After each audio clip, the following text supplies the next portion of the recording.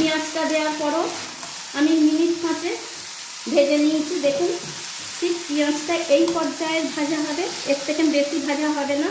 এবার এর মধ্যে বাকি সব মশলাগুলো দিয়ে দেবো। প্রথমে কিন্তু টমেটোটাকে আমি একটু দিয়ে দিলাম। স্বাদের জন্য খুব সামান্য একটু চিনি দিয়ে দিলাম।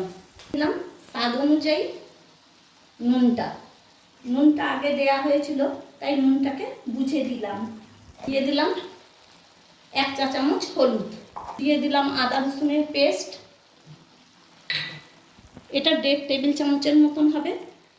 আর 1 চামচের মতন শুকনো লঙ্কা বাটা, মানে ওই 1 টেবিল চামচের মতন। এদিকে বাটার জলটা ছিল, সেই জলটা এবার অল্প অল্প করে দেবো। এইটা দিয়েই মাংস